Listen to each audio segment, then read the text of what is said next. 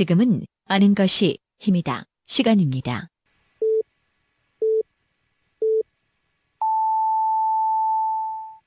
Welcome to the best podcast. Knowledge is power.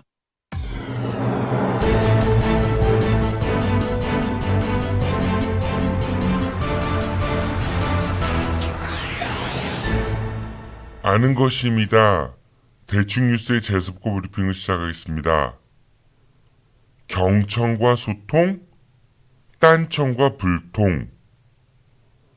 지난 10월 26일 대전도시공원위원회는 월평공원 민간특례사업, 즉 민간건설사가 월평공원에 대규모 아파트 단지를 건설하는 것에 대해 조건부 승인하는 결정을 내렸습니다. 권선택 시장은 공원 일몰제로 인해 난개발이 예상되는 월평공원의 공원 기능을 지키기 위한 어쩔 수 없는 선택이었다는 입장을 내놓은 바 있는데요. 이에 대해 갈마동 지역 주민들과 환경단체들, 그리고 대전의 시민사회단체들이 일제히 반발하고 있습니다. 이들뿐만 아니라 권선택 시장의 소속 정당인 더불어민주당 대전시당의 경우도 우려를 표명하고 나섰습니다. 반대 측의 입장은 세부 사항에 있어서 약간의 미묘한 차이는 있습니다만 인근 지역 주민들의 주거 환경 문제부터 환경 문제, 도심 불균형 개발 문제 등 어느 정도 일치된 의견을 보이고 있습니다. 대전의 주택 보급률은 100%를 상회하는 102.2%라고 합니다. 즉, 절대적인 주택 숫자는 이미 충분하다는 이야기겠죠. 하지만 실제 내 집을 보유한 자가 보유율은 50% 남짓이라고 합니다. 다시 말해 절반가량의 사람들은 아직 자기 집을 갖고 있지 못하다는 말이기도 하죠. 그만큼 사회 양극화가 심하다는 걸 알 수 있습니다. 산 좋고 물 좋은 곳에 새 아파트가 건설된다면 과연 누가 그 집을 살 수 있을까요? 이게 서민들의 내 집 마련 기회가 될 수 있을까요? 대전의 인구는 점점 줄고 있습니다. 그리고 출산율 또한 떨어지고 있습니다. 하물며 집은 자기 돈보다는 은행 빚으로 지어지고 또 은행 빚으로 거래되고 이러다 과잉 공급으로 인해 시장 질서가 무너지게 된다면 그 재앙은 고스란히 우리들 몫으로 돌아오게 되겠죠. 정치인은 정치 철학이 있어야 합니다. 그리고 그 철학 끝엔 자기 집단의 이익이 아닌 국민들의 행복한 삶이 있어야겠죠. 이 사업에 대해 너무나도 많은 사람들이 반대를 했었습니다. 개발이 예정된 지역 주민들부터 여러 시민단체들, 환경단체들, 전문가 집단들, 그리고 정치적 이해관계가 여러 면에서 상충되고 있는 바른정당과 정의당, 심지어 권선택 시장 자신이 소속된 더불어민주당까지 이명박 정부 초기 장관 인선에 대한 KBS의 비판적 언론 보도 이후 몇몇 장관 후보자들이 낙마한 직후였는데요. 이에 KBS 구성원들이 반발이 이어졌고 이사회 측에서는 신변 보호를 이유로 들어 경찰을 불렀고 경찰은 이사회 회의장 앞에서 사장 해임이 부당함을 주장하려고 모인 KBS 구성원들을 물리적으로 내쫓았습니다. 누군가는 경찰에 걷어채여 갈비뼈가 부러지기도 했다고 합니다. 지난 10월 26일 도시공원위원회가 열릴 때 개발을 반대하는 시민들 8천여 명의 서명을 주민대책위에서 전달하고자 했지만 대전시에서는 직원들을 동원해 물리력으로 이를 막았다고 합니다. 도시공원위원회 위원인 김동섭 대전시의원이 대책위 대표와 함께 대신 전달하겠다는 것도 막았다고 합니다. 경청과 소통. 그러나 지난 3년간 우리가 경험했던 것은 딴청과 불통이었던 것 같습니다. 개발을 하든 안 하든 일을 이따위로 하는 건 아닌 것 같습니다. 딴청과 불통, 그리고 잘못된 선택. 오늘의 재석고 브리핑이었습니다.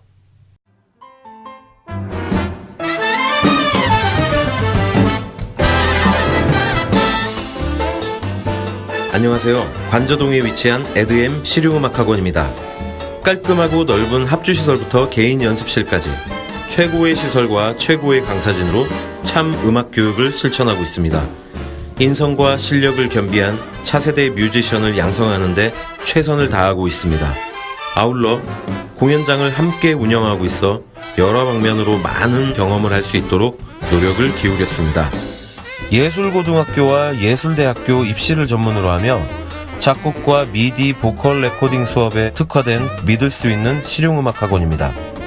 저희는 기타와 베이스, 그리고 드럼, 신디사이저, 색소폰, 작곡과 미디 이렇게 다양한 전공 과목을 지도해드리고 있습니다. 지금 바로 신청하세요. 그리고 꿈을 이루세요. 감사합니다. 문의전화 042-541-5337.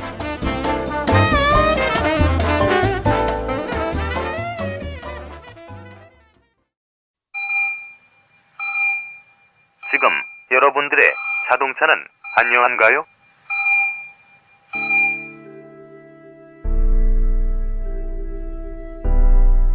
자동차는 편리한 교통수단이기 전에 나와 내 가족의 소중한 생명을 지켜주는 또 하나의 나입니다. 자동차 역시 우리들처럼 정기적인 건강관리가 필요하며 아플 경우 치료와 수술이 필요합니다. 나와 내 가족의 소중한 생명 지킴이 내 차의 모든 것을 이제 낭만카 닥터 김사부와 상의하세요. 자동차의 돌담병원 북대전 모터스에 오시면 내 차의 모든 것이 편안합니다. 내 차를 위한 엑스레이, CT, MRI 등 최신 장비와 대한민국 최고의 자동차 엔지니어인 저 낭만 카닥터 김사부를 만나실 수 있습니다. 북대전 IC에서 테크노밸리 방향 언덕 위의 하얀 집, 정신병원 아닙니다. 이상 여러분들의 자동차 주치 낭만 카닥터 김사부였습니다. 오늘은 임병환 기자의 해외 출장으로 인해 다른 분께서 대충 뉴스를 전해주십니다. 저희 아는 것입니다. 최고의 청취율을 자랑하는 재벌 백과사전에서 패널로 활약하고 있는 모교 언론인상 2회 연속 수상자 중도일보 최소망 기자 연결되어 있습니다. 기자님 안녕하세요. 안녕하세요. 최소망입니다. 네, 대충 뉴스로는 오랜만에 뵙습니다. 네, 어떠신지요? 네. 맞습니다. 한 3달 만에 뵙는 것 같은데요. 네네. 네, 여전히 다시 새로운 마음으로 다시 떨리고 있습니다. 네, 그래도 이제 그 재벌 백과사전 몇 번 하셨다고 처음에 전화 연결했을 때보다는 목소리에 힘이 덜 들어가시는 것 같아요. 그쵸. 너무 업돼 있었는데. 예, 막 우렁차셔가지고. 네. 그 임병환 기자는 참 나쁜 것 같아요. 혼자 자기만 해외 출장 쏙 가버리고 이렇게 후배한테 어려운 일을 떠넘기고. 네, 방송을 빌어서 한마디 하시죠, 임병환 기자한테. 선배님, 올 때 두 손 양손 가득 오시길 바랍니다. 그래요. 지금 들으셔야 되는데. 뭐, 듣겠죠, 뭐, 네. 네. 오늘 재석고 브리핑에서는 월평공원 조건부 가결 소식이 지난주에 있었잖아요. 네. 그 관련해서 좀 아쉬운 경청과 소통에 대해서 이야기를 했던 것 같아요. 그러니까 많은 시민사회단체들과 환경단체들, 지역 주민들, 그리고 정치권, 바른정당, 그리고 정의당, 그리고 심지어는 더불어민주당까지도 반대, 우려 이런 거를 표명을 했음에도 불구하고 권태 시장께서 이제 강행을 의지를 굉장히 표명을 하셨죠. 기자회견도 열으셨었고. 네. 권선택 시장님의 이제 슬로건이 경청과 소통인데 좀 이게 맞나 싶은 생각이 너무나 많이 드는 것 같아요.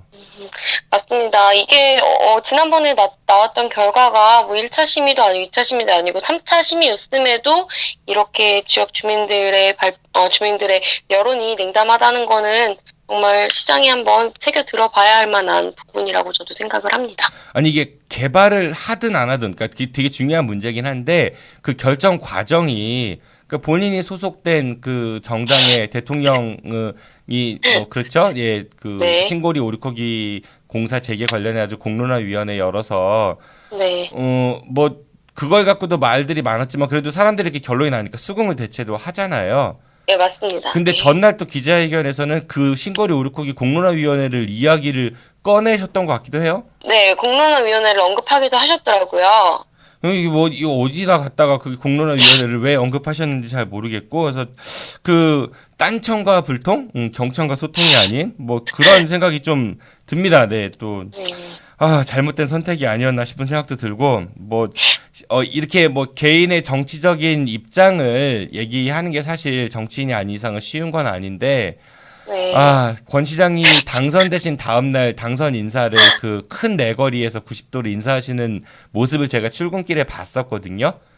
네. 보면서 굉장히 흐뭇한 마음이었었어요. 그리고 지금은 어떠신가요? 네, 뭐 이 정도로 말씀을 드리겠습니다. 오늘이 개편전 우리 이제 가을 개편 들어가는데요. 마지막 방송입니다, 기자님. 네. 네. 영광입니다. 그 영광을 네. 네. 뭐 한 달간 이제 11월 한 달간 방송이 쉴 예정이고요. 그리고 12월부터 다시 방송이 재개될 예정인데 좀 기자님도 저희 이제 패널이시니까 우리 준비 많이 해가지고 12월부터는 좀 한층 더 업그레이드된 그런 방송 한번 만들어 보도록 하죠. 네, 알겠습니다. 네, 그러면 노력하겠습니다. 네 오늘은 어떤 소식을 전해주실 건가요? 네, 일단 첫 번째 뉴스 보내드리겠습니다. 그 지방분권 관련된 얘기를 좀 드리고 싶어서요. 그 문재인 대통령이 지난 26일, 그러니까 목요일에 그 명실상부한 지방분권을 위해 지방분권 개헌을 추진하겠다. 강력한 지방분권공화국으로 국정 목표를 삼고 추진하겠다라고 이렇게 밝혔는데요. 이제 지방분권을 화두로 올린 거죠. 뭐 구체적으로 보면은 뭐 제2 국무회의를 제도화하고 자치입법권, 자치행정권, 자치재정권, 자치복지권, 4대 지방자치권을 헌법화하고 이제 지방자치단체를 지방정부로 개칭하는 내용도 헌법에 명문화해야 한다고 그렇게 밝혔습니다. 이제 이런 내용에 대해서 뭐 지역 저희 뭐 대전, 충남, 세종 언론은 물론이고 다른 지역들도 관심 있게 보도를 했고요. 그 지방 재정을 강화하기 위해서는 지금 현재 국세와 지방세 비율이 8대2로 되어 있거든요. 근데 이것을 이제 6대4로 개편한다는 내용도 문재인 대통령이 발표를 했기 때문에 지역 사회에 이제 좀 기대감이 높아지고 있는 것 같습니다. 근데 결국에는 뭐 사무 이양도 해야 되고 재정 이양도 이렇게 두 개가 동시에 이루어져야 하다 보면 법 개정이 되어야 하는 거고 또 법 개정하는 거는 또 국회가 아니니까 그러니까 국회의 역할이 좀 기대가 된다기보다 좀 지켜봐야겠죠. 어떤 식으로 진행을 하는지 좀 지켜봐야 할 사항인 것 같습니다. 이거 국회의원들이 쉽게 협조를 잘 할지에 대해서 솔직히 조금 그런 그렇죠. 생각이 들긴 하죠. 네. 근데 어쨌든 지금 이제 현재 헌법은 87년도에 만들어진 거여서 이 지방 분권에 관련해서 조금 더 명문화하기 위해서 이제 내년에 개헌을 추진한다고 대통령 공약 사항이기도 했었고 그거는 다른 정당들도 뭐 개헌에 대해서는 일단은 큰 줄기는 다 같았던 것 같아요. 세부 내용은 좀 조율을 해야겠지만은 어쨌든 맞습니다. 여기에서 이제 지방 정부라고 칭하고 그리고 입법도 자치 입법을 할 수 있도록 그러니까 법을 지금 현재는 조례 수준에서 법도 만들 수 있도록 그리고 행정도 마찬가지고 재정 아까 이제 기자님께서 말씀하신 대로 한 8대2 정도 그러니까 지금 세금 내면 8은 정부가 가져가고 중앙 정부가 2는 지방 정부에서 이제 걷는 건데 그걸 6대4 정도로 늘리겠다라는 거고 복지도 이제 지방 정부에 자치복지권을 부여하겠다 뭐 이런 거를 헌법에 명문화한다는 얘기인 건데 뭐 지역에 사는 입장에서는 좀 반가운 소식 같아 보이긴 합니다. 근데 이게 좀 잘 정착되려면은 굉장히 많은 준비가 필요할 것 같아요. 근데 또 일부에서는 지방장관에 관련된 이야기도 있는 것 같아요. 좀 용어가 생소하긴 한데 사실 경기도에선 이거를 뭐 시행을 하려고 했다가 법적 근거가 없었는데 대통령이 중앙정부에서 수장이고 그 대통령의 행정부에 이제 각 책임자들을 임명하는 게 장관 자리잖아요. 그러니까 마찬가지로 시장이나 광역시장이나 도지사가 그 지방정부의 책임자라면은 그 행정 분야를 맡는 그 국장들 정도 그분들을 임명하는 걸 이제 지방 장관이라고 칭하는 것 같은데 이게 이제 지방 장관이 들어온다고 하면은 예를 들어서 그 시의회 혹은 도의회 의원들을 장관으로 임명할 수도 있고 아니면은 일반인들 분 중에서 전문가라든지 이런 분들을 장관으로 또 임명할 수 있겠죠. 우리가 현재 그 장관 인사청문할 때 볼 수 있듯이. 그러니까 지방 분권 시대가 조금 더 법적으로 구체적으로 되는 그런 과정인 것 같은데 이게 그 제도가 이상적으로 잘 시행되면 좋겠지만은 뭐 권력 나눠 먹기 뭐 이런 식의 그러니까 뭐 선거 캠프에서 이제 공신들을 소위 이제 그렇게 꽂아준다라든지 그런 우려도 좀 있을 수 있지 않을까 그런 생각도 듭니다. 네, 결국에는 지방에도 권력을 나눠준다는 거기 때문에 그 지방에서 사용되는 권력이 어떻게 사용되는지 그거에 대한 감시와 견제가 필요하겠죠. 그 부분이 잘 되지 않는다고 하면은 그 지방 분권 그리고 지방 권력 자체도 큰 문제 덩어리로 발전할 수 있다고 봅니다. 그러니까 이게 이제 지향되는 철학은 굉장히 좋은 것 같으니까 이게 제도를 시행하다가 한두 번 오류가 났다고 해서 없앨 게 아니라 이 오류를 최소화하기 위해서 준비를 많이 해야 될 것 같고요. 그리고 덧붙여서 제대로 못하는 그런 지방 정부의 수장들을 소환해낼 수 있는 주민들이 국민들이 시민들이 소환해낼 수 있는 그런 제도도 장치도 좀 마련돼서 이 사람들이 한번 당선되면 아싸 이 임기 동안은 내 맘대로 이런 거 안 했으면 좋겠다라는 그런 마음이 강력하게 듭니다. 네, 저 어렸을 때 했던 말, 이연사 뭐 강력하게 외칩니다. 네네. 그런 답답한 마음이 듭니다. 뭐 실제로 우리가 소환할 수 있는 게 별로 없잖아요. 그 대통령도 소환해냈는데 사실은 그쵸? 네. 그런 게 좀 있으면 좋겠다는 생각이 들고요. 아무튼 네 지방 정부가 잘 이렇게 그 지방 분권 이 자치가 잘 좀 정착될 수 있도록 우리 유권자들의 지혜가 많이 모이고 또 힘을 모아야 되지 않을까 그런 생각이 드네요. 네 다음 소식 부탁드리겠습니다. 지역 원자력 관련 소식입니다. 한국원자력연구원의 연구용 원자로 하나로 재가동이 미뤄졌다는 소식인데요. 원자력안전위원회는 지난 27일 그러니까 금요일에 하나로 내진 보관공사 결과 보고 및 향후 계획에 관련된 안건을 상정하려고 했습니다. 이게 이제 후쿠시마 그 원전 사고 이후에 그러니까 지진 강도가 지금 우리 대전에 있는 하나로 원자로가 6.0까지 돼 있어갖고 그걸로 부족하니까 6.5까지 좀 올리자. 뭐 경주에도 지진이 좀 있었었고요. 그래서 이제 보관공사가 시작이 된 건데. 근데 이제 보건공사를 하면서 그 벽에다 구멍 뚫고 뭐 이렇게 메우고 이런 과정들이 있어가지고 이거 부실공사 아니냐 이거 검증을 해야 된다라고 해서 시민검증단이 검증을 했고 뭐 그래서 이제 그 과정들 쭉 있었던 거죠. 네, 구체적으로 지금 얘기하신 거는 내진 보관 공사 방식에 대한 것만 언급을 하셨는데요. 그 외에도 내진 보관 공사 이제 설계 그 방식 처음에 이 방식을 왜 사용을 했냐부터 문제가 제기가 됐습니다. 그 외에도 이제 공사하는 과정에서 이제 인부들이 방사능에 노출될 위험은 없었는지 뭐 이런 것에 대한 다양한 의혹들이 제기가 됐죠. 뭐 숫자로 셀 수는 없겠지만 그 의혹들을 모두 지역사회에서 풀고자 이제 시민검증단이라는 것도 출범을 했고요. 그래서 나름대로 검증단에서 이제 시민단체분들 그리고 지역 주민들 전문가들이 포함이 돼서 여러 가지 검증을 진행을 했고 일부 검증단원들은 지금도 검증을 하는 상황이라고, 그러니까 검증 중인 상황이라고 얘기를 하고 있는 상황입니다. 근데 며칠 전에 이제 시민검증단을 통해서 이제 회의를 했을 때 이게 공사 자체는 문제가 없다는 결론을 도출해서 재가동을 곧 하겠다라는 그런 기사를 접했던 것 같거든요. 근데 저는 좀 이제 그 이해가 안 갔던 게 이게 내진 보강 공사면은 그러면 이제 보강을 했어요. 그럼 진동을 6.5까지 견디는 그 실험, 그러니까 진동 실험을 해서 그 결과가 그 회의에 포함이 돼야 되는데 그 진동 실험 관련한 거는 포함이 안 됐다면서요? 맞습니다. 그래서 일부 검증단 위원들이 아직 검증 중이라고 표현을 하는 이유가 거기에 있는 거거든요. 결국에는 진동대 시험이라는 거는 그 흔들릴 수 있는 판 위에 하나로 외벽체를 만들어 놓은 다음에 흔들어 보는 거거든요. 그렇기 때문에 이 실험이 끝나고 문제가 없구나, 6.5의 지진이 와도 하나로 외벽체는 견딜 수 있구나라는 답변을 받아야만 검증이 끝났다라고 보는 일부 위원들이 있기 때문에 아직 검증 중으로 지금 얘기가 나오고 있는 상황입니다. 아니 그게 당연한 거 아니에요. 이게 그러니까 흔들리는 거를 보강하려고 공사를 했으면 그 흔들림을 해봐야지. 그거 안 해놓고 됐어 이제 뭐 안 흔든 상태에서 안 새니까 괜찮아. 이거는 좀 이게 아무리 상식적으로 생각해봐도 좀 이해가 안 가는 것 같고, 그리고 그게 관련해갖고 뭐 삼중수소하고 뭐 크립톤 저감 대책 같은 게 없다 뭐 이런 얘기도 있었습니다. 네. 근데 그 이전에 좀 더 다뤄져야 할 문제가요.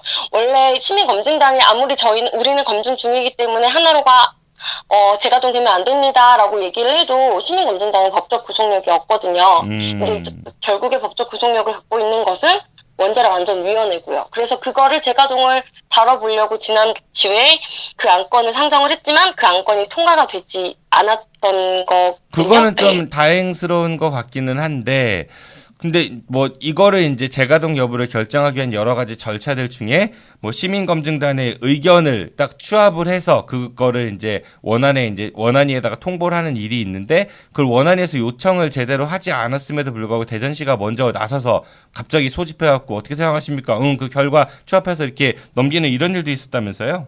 네, 거기에 대해서는 제가 조금 아는 게 있는데요. 시민검증단의 활동이 공개적으로 12월까지입니다.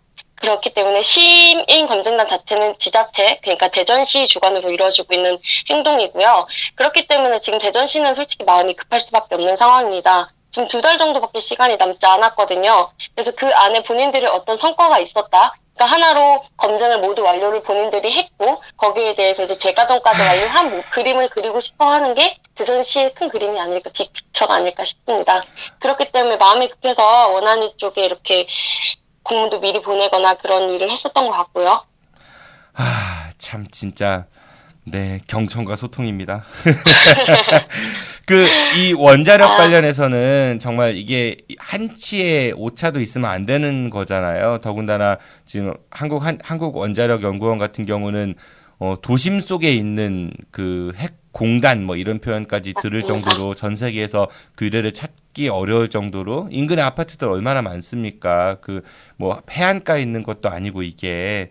그리고 또 관련해 갖고 뭐 원자력 연구원에서 이 폐기물을 처리함에 있어서 제대로 그 사항을 준수하지 못해 갖고 뭐 야적을 해놓는다든지 그 오염수를 흘려내려 보냈다든지 이런 문제들도 많아서 과태료 처분을 뭐 받기도 했다. 뭐 19억 얼마 뭐 이런 얘기도 있는 것 같은데, 그거를 또 이제 줄여주세요라는 소송을 뭐 원자력 연구원에서 냈다면서요. 뭐 김앤장을 뭐 선임했다고 하고.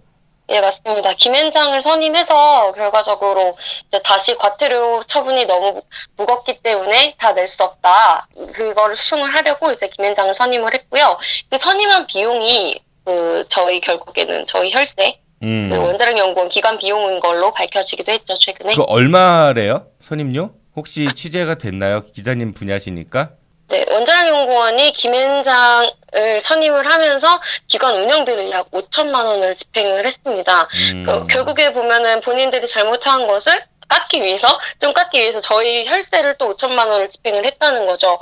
여기에 더 볼만한 그런 계약 내용은요, 그 김앤장이 원자력 연구원 처분 변경 시 5%, 그리고 처분 취소 시 10%의 성공 보수를 따로 추가로 받기로 계약을 했다고 하더라고요. 그래서 이 부분도 어떻게 사용되는지 한번 계속 지켜봐야 할 부분인 것 같습니다. 이게 그 요즘에 변호사들이 개업을 너무 많이 해가지고 경쟁이 치열하다 뭐 이런 얘기 많잖아요. 네. 예전에는 변호사 수임료가 기본 한 500만 원 정도 했다고 하거든요. 네네. 아이고.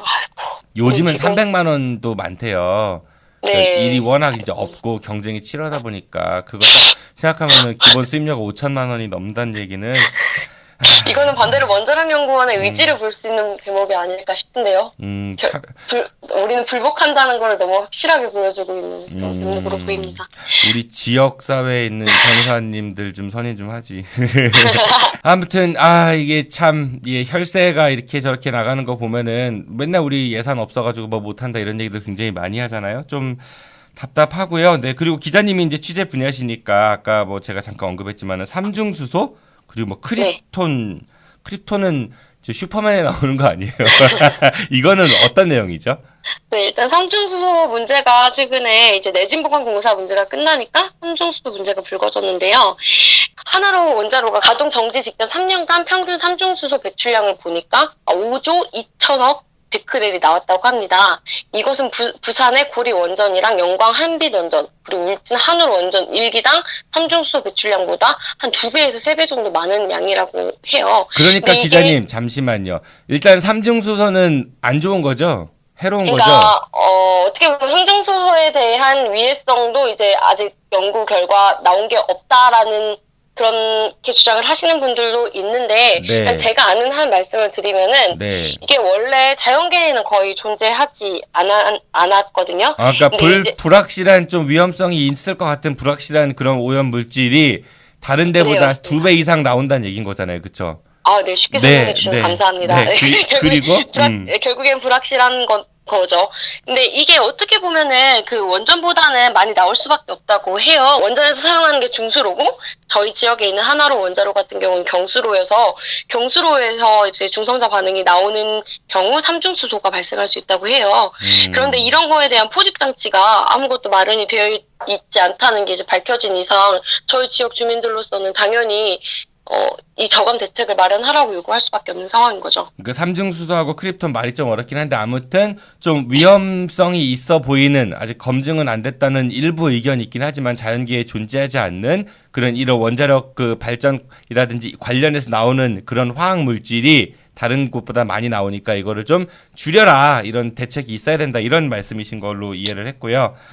네, 맞습니다. 예, 궁극적으로는 이런 도심 속에 이렇게 위험한 게 있는 거는 바람직하지 않은 것 같습니다. 물론 과거에는 뭐 그 테크노밸리 이쪽이 개발이 안 됐었으니까 뭐 그 민가가 별로 없었다 치더라도 이제 시대가 변했으니까 좀 긴 텀에서 한번 생각해볼 문제일 것 같아요. 특히 우리 지역 문제니까 우리 그 대전 시민들이 이 부분에 대해서 관심이 별로 없으신 것 같거든요. 사실 관심이 네, 없는 이유는 맞습니다. 시민들이 무관심해서가 아니라 잘 몰라서 그래요, 사실. 그리고 그 시민들이 잘 모르는 거에는 언론들이 너무 어렵게 얘기하거나 잘 보도 안 해줘서 그래요. 제가 네, 봤을 때는 그런 것 노력하겠습니다. 같거든요. 네. 그러니까 좀 더 자주자주 얘기를 해드려야 될 필요가 있지 않을까 그런 생각이 듭니다. 네. 네, 다음 소식 부탁드리겠습니다. 최근 대전 월평공원 갈마지구 민간 특례 사업이 최종 가결됐다는 소식을 들고 왔습니다. 지난 26일에 결국에 이제 찬반 표결을 통해서 이제 조건부 가결이 됐고요. 이번이 3차 심의였습니다. 총 도시공원위원회 위원 21명 중 17명이 참석해서 찬성 10표, 반대 6표, 기권 1표 등을 행사했고 그러다 보니 조건부 가결로 결론이 나게 된 것이죠. 예, 이게 원래 그 아까 찬성 10표라고 하셨는데 이 그 도시공원위원회 소속 그 위원들 명단을 좀 살펴보고 싶었거든요. 그런데 이거를 제대로 보도해준 언론이 단 한 곳도 없는 것 같아요. 그러니까 가장 자세하게 보도한 곳이 뭐 대전시 환경녹지국장, 도시주택국장을 비롯한 공무원 5인, 그리고 건축, 디자인, 조경 등 전문가와 교수 등 21명이 구성이라고 하는데 21명 중에 그 소속이 확실한 사람은 5인 말고는 없는 것 같아요. 일단은 그래 보이고 근데 어떤 걸 결정할 때 자기네 측에서 5명 밀어넣고 하는 거는 사실 5표 먼저 어드밴테이지가 있는 거랑 다름이 없는 거잖아요. 그러니까 맞습니다. 우리가 이제 일본 프로야구도 그렇고 우리나라 프로야구도요. 그 가을 야구 요즘에 하잖아요, 한참이요. 네. 그러니까 정규 시즌에서 4위 팀하고 5위 팀하고 이제 붙어가지고 포스트 시즌에서 그 이긴 팀이 그 다음 단계로 올라가거든요. 근데 네. 4위 팀한테 어드밴테이지를 주기 위해서 4위 팀은 한 번만 이겨도 올라가고요.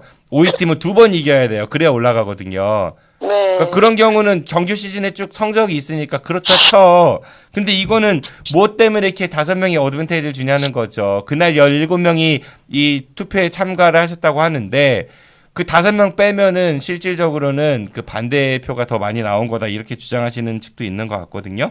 네, 맞습니다. 저도 좀 이 명단을 좀 받아볼 수 있을까 싶어서 좀 여기저기 여쭤봤는데 좀 아직은 저도 받지는 못한 상황이거든요. 저도 이 명단을 한번 확인해 볼 필요는 있다고 생각을 해요. 공개가 되지 않을 이유는 없으니까요. 이게 뭐 극비 상황도 아닐 것 같고 근데 이거는 대전시에서 일부러 그 공개를 안 한다 이런 생각보다는 저는 조금 최소만 기자님께 죄송한 이야기가 될 수도 있는데 우리 지역의 언론들이 취재가 조금 미진한 게 아닌가 그런 생각이 들어요. 그러니까 그 지난번 저희 방송에서도 한번 다루긴 했지만은 이 월평공원 관련해서는 반대 의견들이 쭉 있었거든요. 그때는 네. 이제 보도가 좀 이렇게 시원치 않다가 갑자기 이제 이거 그 뭡니까 그 도시공원위원회 열리기 직전에 그 찬성 측에서 기습적으로 한 20분간 시위를 했어요.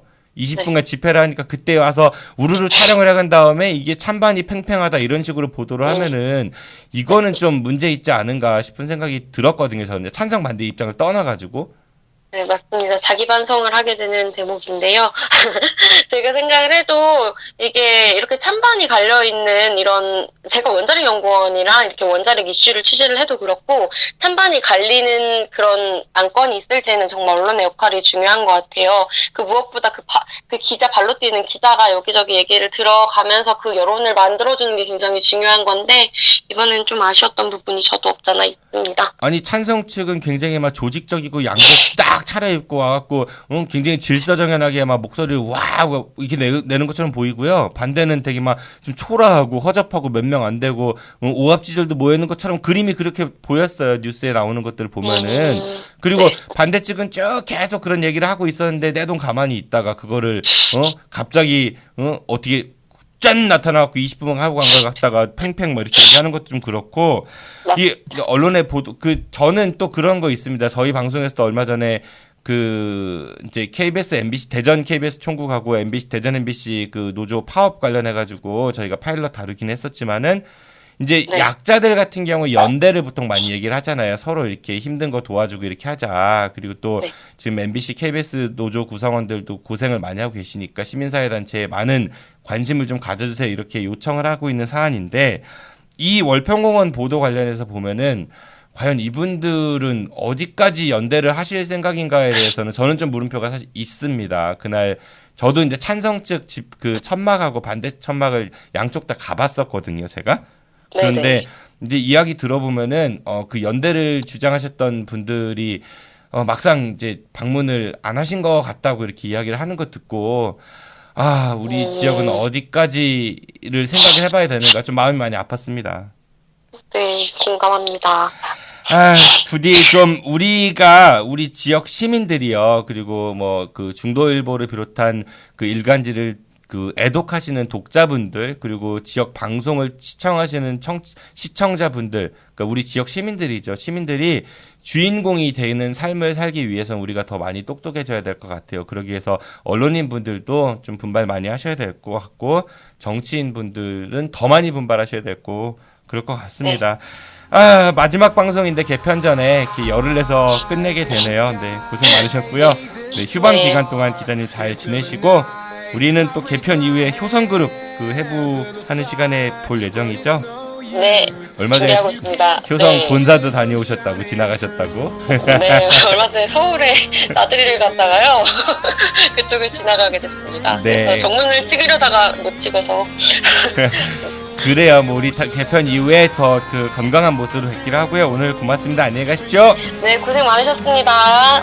지금까지 대충 뉴스의 임병환 기자를 대신한 중도일보 최소만 기자였습니다. 벌써 3개월의 시간이 흘러갔습니다. 저희 아는 것입니다는 청취자 여러분들을 위해 보다 나은 방송을 만들기 위해 3개월 방송 그리고 1개월의 개편 준비 패턴을 유지하고 있는데요. 내일이 10월의 마지막 날이죠. 지난번 KBS, MBC 노조위원장들과 함께한 공영방송 파업 관련 프로그램이 나간 관계로 저희 방송은 내일부터 11월 30일까지 방송을 쉽니다. 대신 11월 10일부터는 매주 금요일 IMTV의 대전 여행 프로그램이죠. 띠동갑 내기 여행하기 전쟁편이 여러분들을 찾아갈 예정이며 간헐적인 파일럿 프로그램들도 여러분들을 찾아갈 예정입니다. 계속해서 많은 관심 부탁드리고요. 한 달 동안 열심히 준비해서 더 발전된 모습으로 12월 1일에 찾아뵙도록 하겠습니다. 지금까지 진행의 정진호였습니다. 청취해주셔서 고맙습니다. 안녕히 계십시오. 곧 돌아오겠습니다. I'll be back.